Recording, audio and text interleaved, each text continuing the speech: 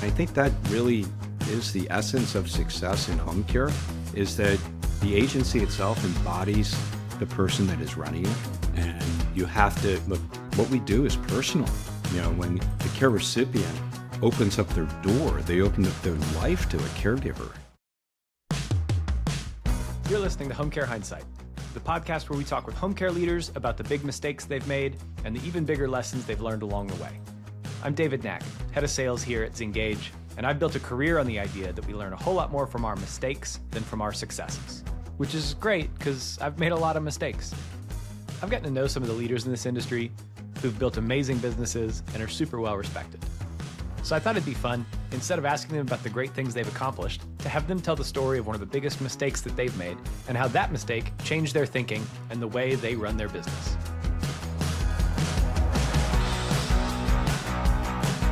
Welcome back to another episode of Home Care Hindsight. With me today on the show, I don't mean to make your head bigger, Bob, but is a dream guest of the Home Care Hindsight. You were on my big board when I started this thing out. I was like, I wonder if I can get Bob on. And you were kind enough to come on board. So Bob is a co-founder and managing partner of Cypress Home Care.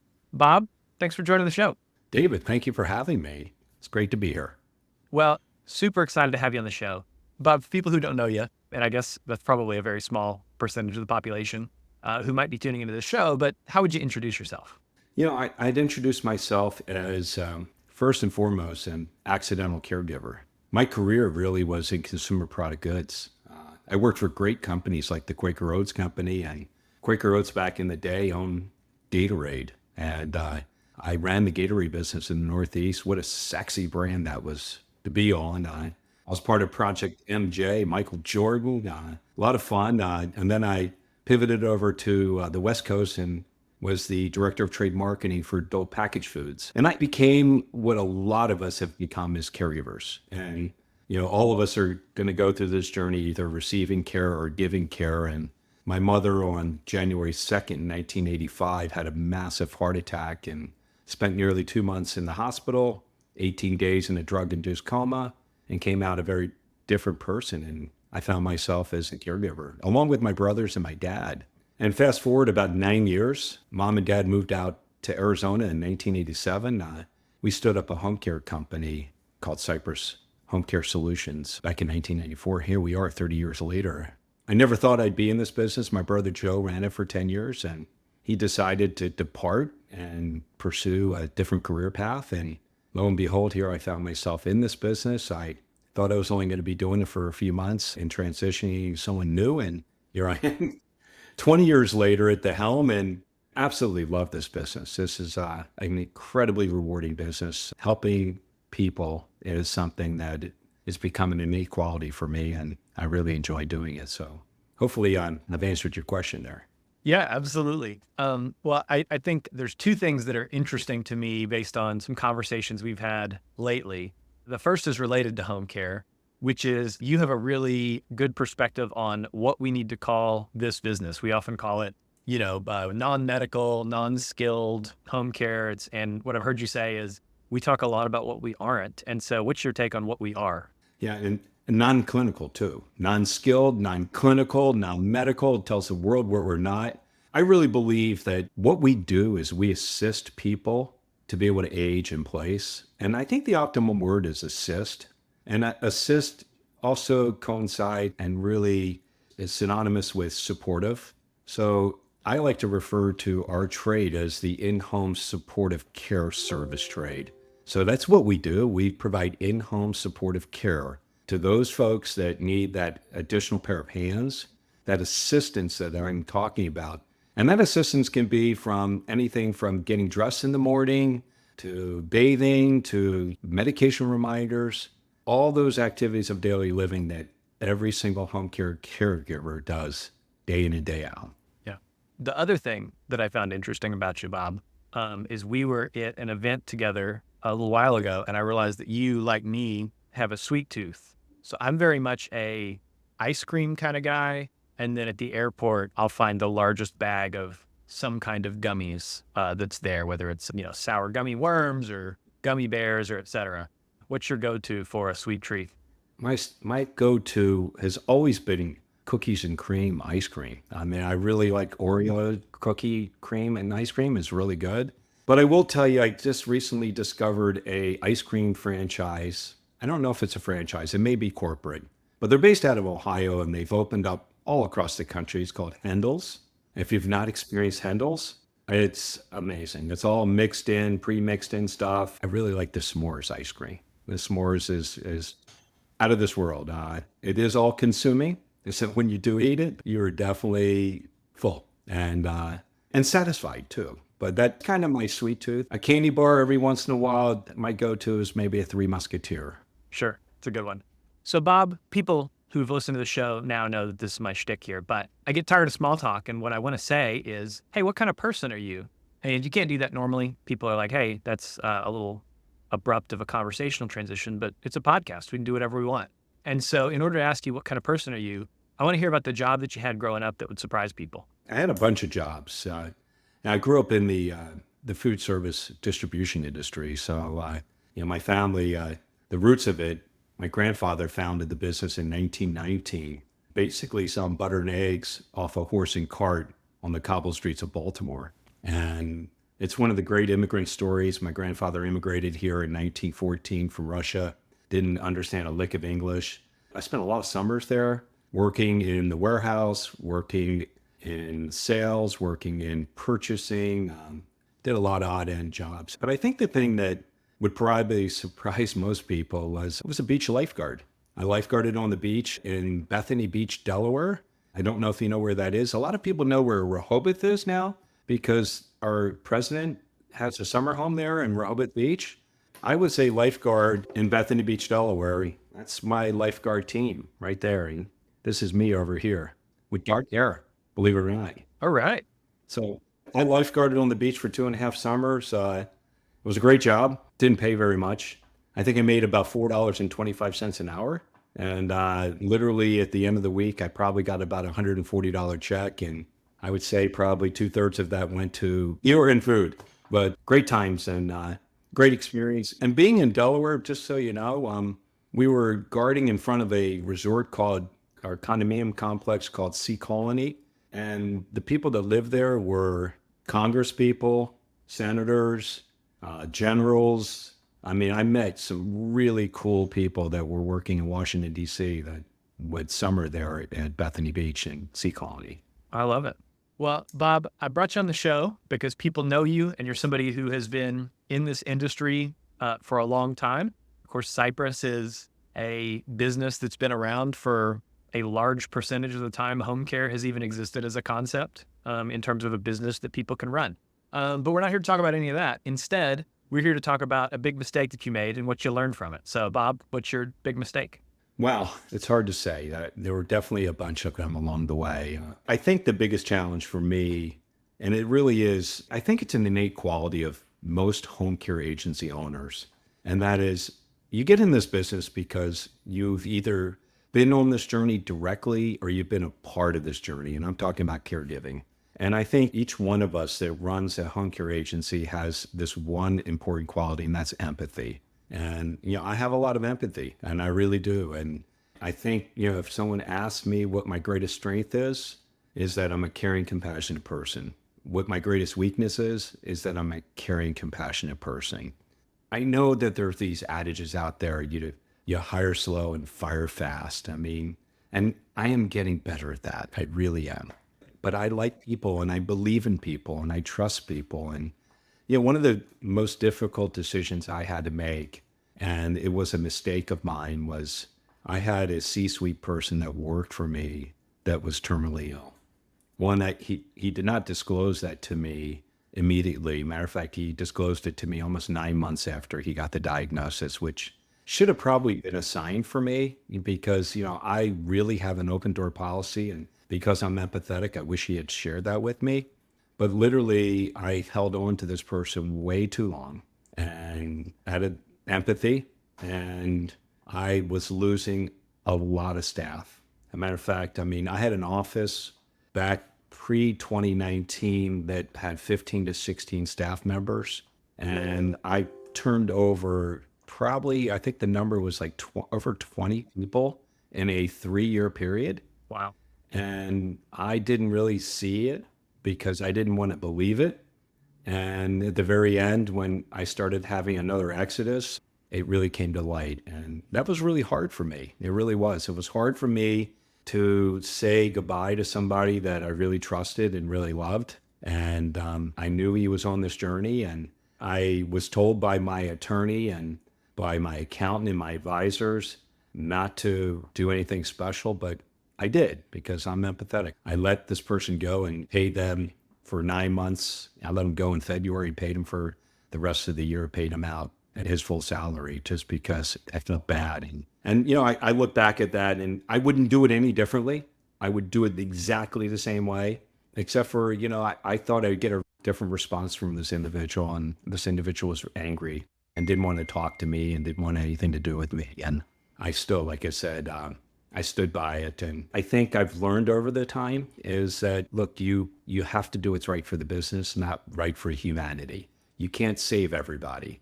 And just because you have empathy, let's use that empathy in the way that we deal with our clients and their families and certainly the caregivers. But yeah, you have to sometimes do what's right for your business. And for me, I lost a lot of really good people and I didn't really see it coming. And that was really sad. And listen, he has since passed and he's somebody that I still keep very close in my heart because I really do love this person.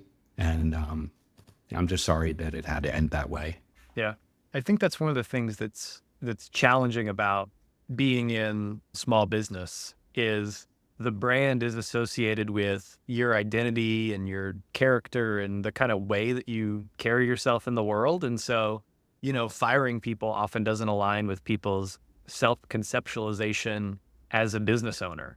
And so how have you dealt with that tension in your work life? It's hard to separate the two. I mean, it really is. And I think that really is the essence of success in home care is that the agency itself embodies the person that is running it. And you have to, look, what we do is personal. David, when a care recipient opens up their door, they open up their life to a caregiver. And there's just one word that we all are really, trying to convey to our clients and to our communities, and that's that trust. And we have to embody that trust. So, we are really our entity. I mean, I can name all these other home care companies that as much as I know the names of the companies, I know the names of the people that stand behind them. And, I think, Bob Roth in the Phoenix metropolitan area is synonymous with Cypress Home Care Solutions. And I'm proud of the brand, but I, oftentimes want the brand to be able to stand up on its own and not be Bob Roth. I tell my team members all the time that I love the clients that were coming in the door, but I don't want them all to be FOBs. You know what FOB is? I don't want them to be friends of Bob. I want them to be friends of other people too. Friends But, of Bob. doing it for 20 years and really people that know me know that you have to be part of that community. And I know people are mesmerized at how do I do it all? Whether it be serving on the Governor's Advisory Council on Aging or being on the board for the Home Care Association of America or being on the NAT affiliate for the Private Duty Association, working, with the Elderly and Physically Disabled Provider Alliance, which is a local trade association. But we need to advocate for those that can't speak for themselves. And many of them are the elderly and infirm. And I think it's our duty and our responsibility to be that voice for them. For me, I'm getting a little closer to that age than you are, David. It's going to be me that's going to be needing that care. And, I want to make sure that our voice is representative of the people that we're serving is heard. And the only way to do that is to be out there and really be present and authentic and really talking about not only the services that one provides, but the needs that they have. Yeah. So to bring this full circle, your greatest strength and the reason that people know you and the reason your business has been successful is because you're a caring, compassionate person. But your greatest weakness is that you're a caring and compassionate person. And that sounds like that's something that from a running the business perspective, you've had to figure out how to make peace with, but make some steps that make running the business a little bit easier? Yeah, I have. And, recently I brought my nephew aboard, and that's been really good for me. He's our chief of staff. He's literally more than half of my age. He's your age. But, at the same time, I mean, it's really helped me because he centers me and grounds me and says, look, Uncle Bobby, we need to do it this way. And I'm like, you're right. You're right. I get that. But, I give people enough rope sometimes to succeed and certainly to hang themselves. And I believe in people. I trust people. I mean, that's just the nature of who I am. Yeah, I love that. But I mean, practically for people who are listening to this and hear themselves in the story that you're telling, it sounds like something that can be done is to bring on somebody who's got a different skill set and outlook and way of approaching the business that you trust and that you value their input and trust them to do the thing. 100%. Well, I want to transition to something that's in the industry that you think is totally overrated, that people value at a whole lot higher than they ought to, and it's really not all it's cracked up to be. In April of 2018, CMS announced that Medicare Advantage was going to be offering all these ancillary products and services. It was a long list. It literally was like 3 pages long.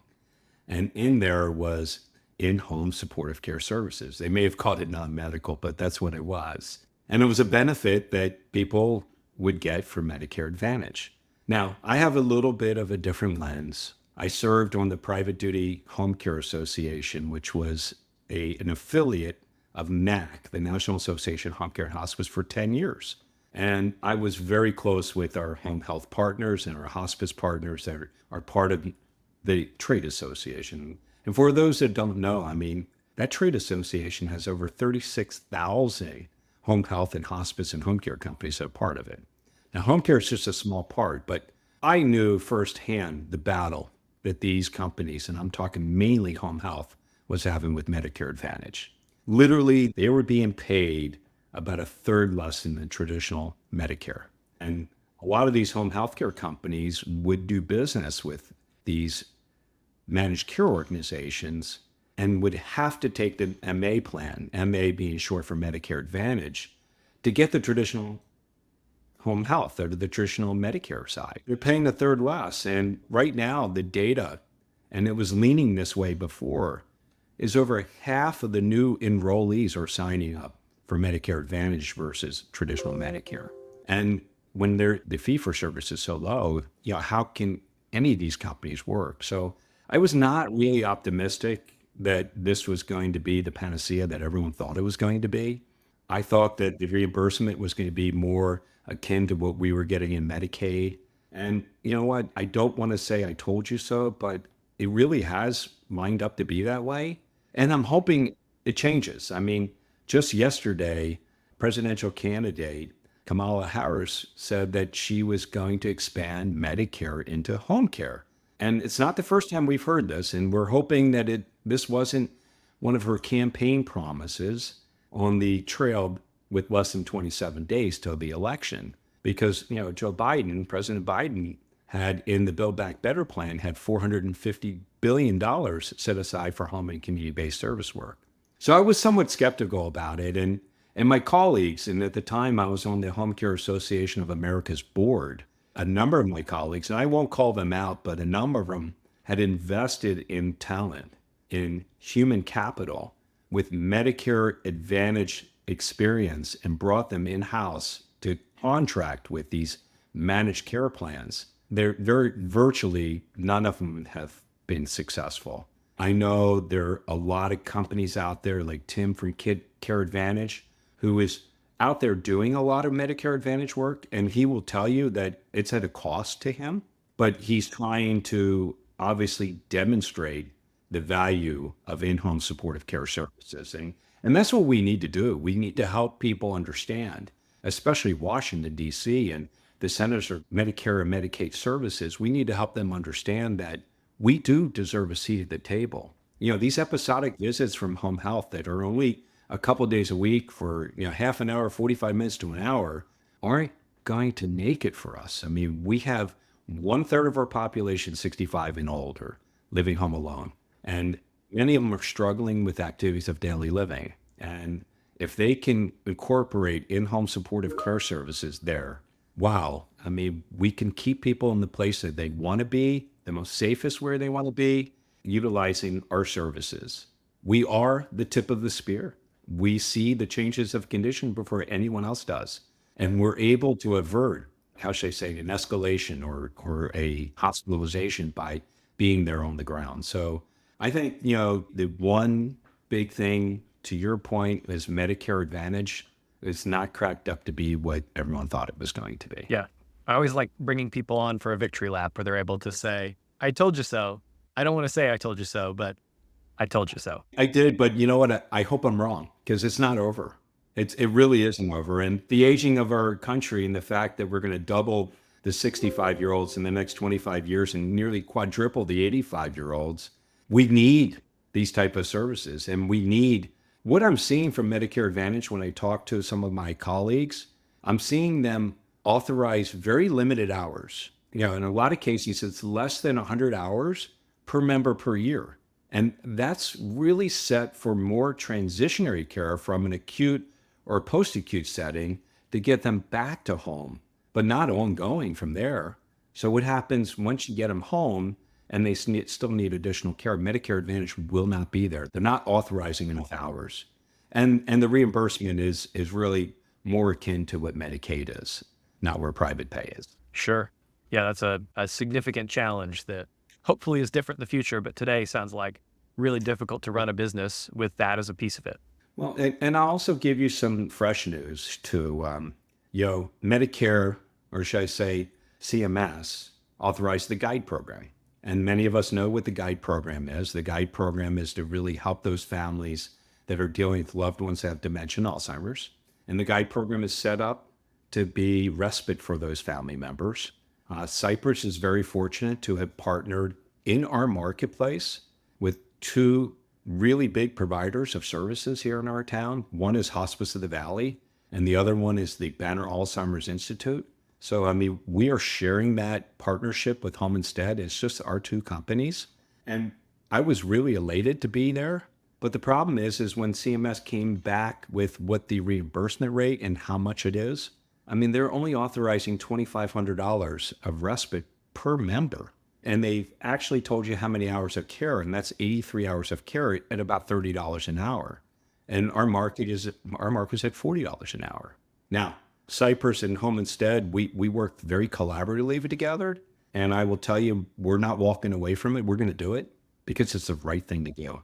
And we're going to get through this first year, but we're hoping CMS reevaluates this and reevaluates it in a way that they can authorize more hours, more than $2,500 per member, and more than 83 hours, more than $2,500, 83 hours, which, like I said, is $30 an hour, which is really a pittance. If money wasn't a challenge, what's the number of hours that the average client in this program really needs in order to satisfy, what the program's intended to do, which is provide respite to their families?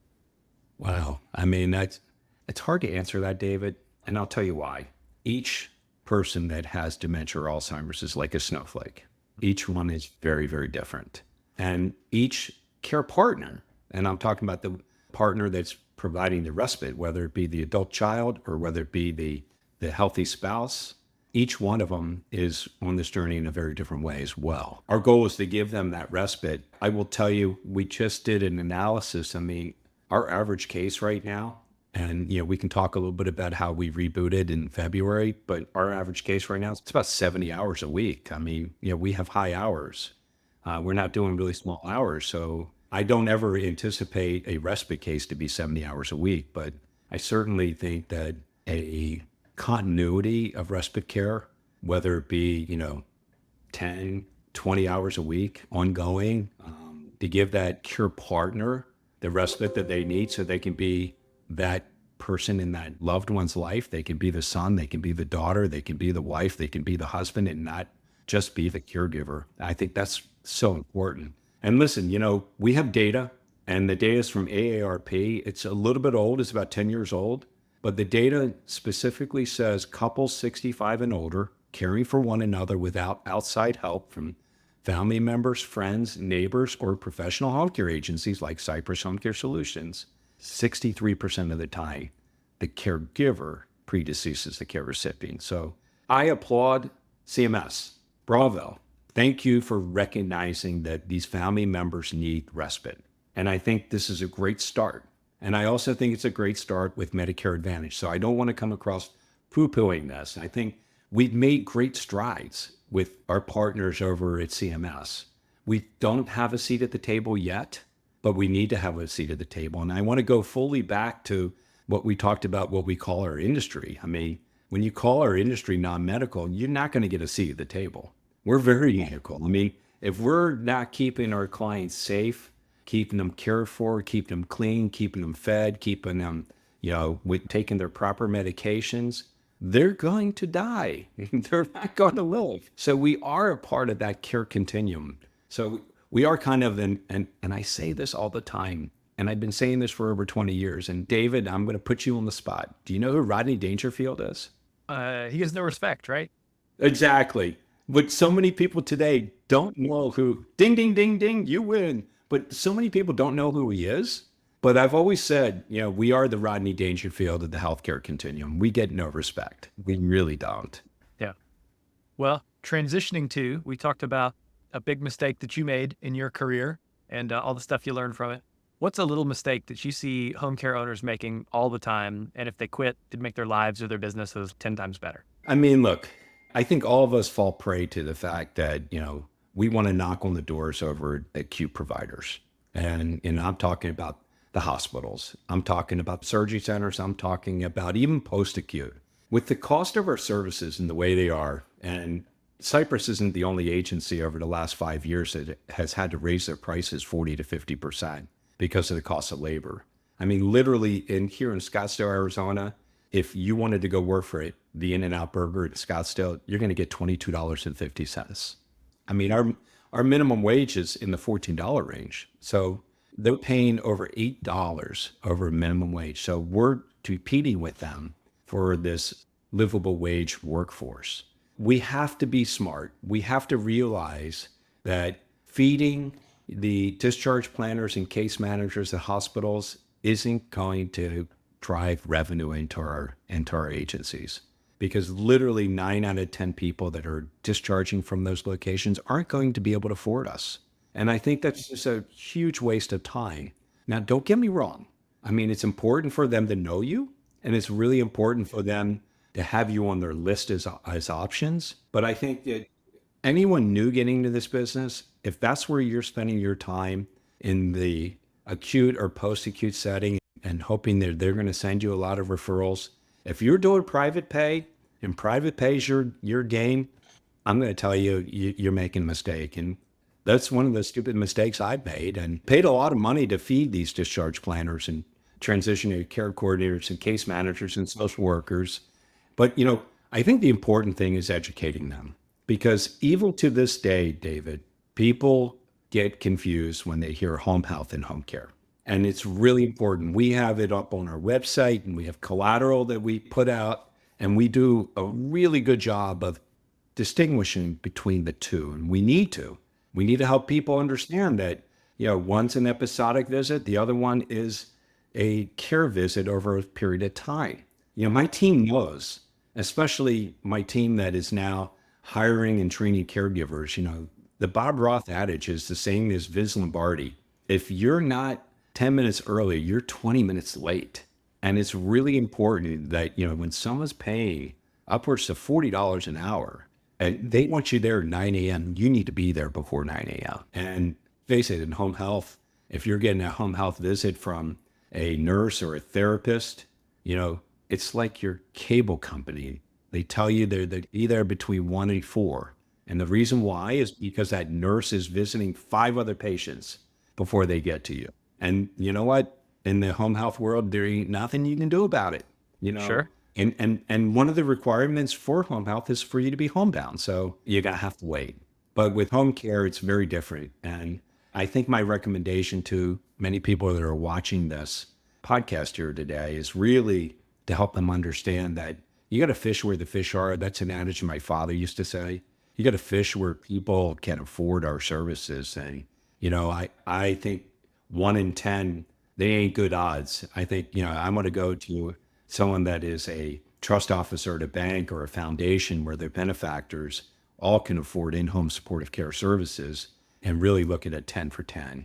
So I think my message to people that are watching is don't make that stupid mistake. Make sure they know who you are and that you're on the list, but don't pay hundreds of dollars to feed them for lunches. It's just really a waste of time because all they want is, and it's crazy because they call you up and they tell you what they want. And then you go and deliver the food. And then you have people say, oh, I didn't really want that. Or, they say, can you next time, can you go to, so-and-so and bring in these types of sandwiches or pizza? We're not in the food service business. We're in the home care business. It's not our job to feed you lunch. That's good. All right. I want to end every episode on a high note. So we've talked about a lot of mistakes that have been made and things people have gotten wrong, but what's something that's happened lately in your business that you're really proud of? Well, I do want to go back and share, one learning that I had. And I think it's really important for me to share this with so many of the people that are viewing your podcast. And David, I give you so much credit. It's hard to believe that you've only been doing this for a couple months and you do a really good job of this, and really congratulations on being a dad. And, I give you so much credit. It changes your life. It does. I think I might be better at the podcast than I am at the dad thing, but learning both on the fly. So pretty soon you'll get some sleep. I promise you that. But I will tell you, look, many of you guys know that I was on the journey with honor. And, I want to be very upfront with everybody and just say, look, you know what? It was a interesting experience. A lot of ways it's like a boat, right? The best day in a man's life or in any person's life is when they buy the boat, and the better days when they sell it. It was an incredible learning experience for me, being around so many people that were off the charts as it relates to intellectual capital. It's that old adage that rising tides lift all boats. And, for me, I learned so much through that whole experience. And, a lot of people would say, it was a horrible experience. For me, it wasn't a great experience, but it was a great learning experience. And because of that, what you shared with me, your question is, what are some of the things that you're doing? And, they never let me inside the tent, so to speak. Leadership there did not allow any of us as partners to really understand how they were working things. But Seth Sternberg was very straight up. He just said, machine learning is our future. Long before ChatGPT and these generative AIs were out there, he was totally relying on that. And, when I was rebooting Cypress, and Cypress rebooted in February 1st, we said goodbye to Honor on the 31st. And when I rebooted it, I was like, okay, before rebooting it, what is it that they were doing that was really unique and different? And they were using machine learning to eliminate repetitive tasks and redundancies, workarounds, stuff that the computers and machines could do. And I got introduced to this one gentleman. I got introduced to a guy by the name of Connor Adams. Connor has a company called Home Care Pro. And I got introduced to Connor through Jenna Morgenstern Gaines. She is the co-founder and CEO of Pocket RN. And, they're an incredible company too. And I'm not here to, promote them or talk about them, but I have a great friendship with Jenna. And she said, you need to meet my friend Connor. And Connor was using a lot of machine learning to help us credentialing caregivers, getting all their information up to the cloud. At the same time, I went on with a new enterprise software solution. I selected Access Care, and Connor was able to get us to get all the information that we get from caregivers. And I'm talking about driver's license, Social Security, fingerprint clearance, first aid, CPR, all of that stuff. And, his machine learning it not only does it take it up and read it all and puts it up in a file, but it also reads the expiration dates too, which is really, really clever. So, and he's built an API to connect to Access Care. So it actually populates my caregiver profile that has not been activated, but inactivated. I get all that stuff there. And I'm here to tell people that are listening here too today is LinkedIn is so powerful. I know, David, you're on LinkedIn. So many home care people are. If you're not on LinkedIn, you should be on LinkedIn. And trust me, all of us get these messages from so many people. And there's nothing more frustrating when somebody who doesn't really know you and doesn't take the time to learn what you do and they just verbally vomit all over you with this message. And it's like a War and Peace novel. If you do that to me, you're going to get a delete. But there was this one gentleman, his name was Raj. I can't remember Raj's last name, but he worked for a company called Hello Hire. And he sent me like this 3-sentence message, and it piqued my curiosity. And he invited me to take a meeting with his supervisor, Ravi Shah from Hello Hire. And I took that meeting, and I was like, I had like an aha moment. I was like, wow, this is like what Hunter was doing, because he's utilizing virtual interviewing, utilizing what we're doing here virtually through a Zoom call where I can interview caregivers and transcribe it and summarize it and do all these great things. Now, I have to say, in 2019, we had this large office that I talked about at the beginning, 15 or 16 people working in it. 1/3 of our space was dedicated to training, with 2 training centers and a training lab. Caregivers used to flock to us. Guess what? They don't do it anymore. They don't flock to us. So we were trying to go to where they were. And when we were going to where they were, we were using manual texting to confirm appointments. And we would do it an hour before and they would confirm. And 20% or more would still no call, no show. What a waste of time. So what we did was we partnered with both Home Care Pro, we partnered with Hello Hire, and it really is a collaboration. And I feel like, we are so much smarter and better for it. And we're utilizing our human capital more efficiently than we ever have. So I'm able to get caregivers in the funnel, the hiring funnel, with the least amount of friction than I ever had. And sometimes it would take up to a month to get somebody on board. And I can get someone on board in less than a week. I can do it in probably 4 or 5 days at best. And why am I able to do it? Because of the machine learning, because of the digital interviewing. And the one piece that really differentiates us from a lot of others out there, and certainly Honor back in the day, and Honor may have changed, and I'm rooting for Honor. Trust me, I love the Home Instead people, and I really want them to succeed. But the one last piece that we do, the orientation, is actually in person. We do a first interview, and all we want to do is understand the why. That's it. We want to understand why caregiving. And that interview can be as long as a minute or 10 minutes. And if you've given my recruiter enough information about the why, then you get invited to a second interview, and you get invited to, you're connected to Home Care Pro, and you're uploading your documents. So if there's anything that I've done, we've done this in the last 7 months, 8 months, it's this, and it's so exciting. It really is. My team is more efficient. We went from 18 caregivers in February 1st to we have about 157 now. And I'm really impressed with the quality of the caregivers that we're getting to the table.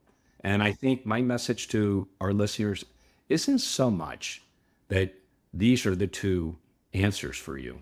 My message to you is to open your eyes, look at what's out there. You need to innovate. And in order to innovate, you have to collaborate. And in these day and age, if you're not dynamic and you stay static the way you are, you're going to be obsolete. If I stayed the way we were in 2019 and when I said goodbye to Honor, I went back to the way I operated, probably wouldn't be here today. So you need to think differently. And this is a good reason why to be on LinkedIn, to be watching podcasts, videos like this that you put together, David, and to join the Home Care Association of America trade association and participate in webinars, because the world is very dynamic. It is changing by the minute. It's an exciting time to be alive right now. It really is. And I'm excited about what the future brings. And David, I can't thank you enough to give me this platform to talk about Cypress and certainly talk about some of my big blunders and mistakes that I made along the way. But the goal is never to make the same one twice, right? That's right. Our subtitle of this show should be "We Make New Mistakes Here." Making the same mistake twice is very dumb, but paying for it one time, moving on, learning, telling people about it, it's the way to go. 100%. Bob, thank you so much for making time to come on the show today. If people want to connect with you, how can they find you? Yeah, the best way to connect with me is email Bob Roth, BOBROTH at cypresshomecare.com. You can call me. I'll take your call to my mobile number. It's 480-540-2942. Or like I said earlier, LinkedIn is very powerful. I know you're active on LinkedIn. Look, We all have to be sponges. We have to learn. It's a new economy out there. Things are changing literally by the day, by the minute. Like I said, if you're not staying on top of things, you're going to find yourself in the rearview mirror, not looking through the windshield. Yep, you're totally right. Well, Bob, thanks again. I really appreciate you coming on today.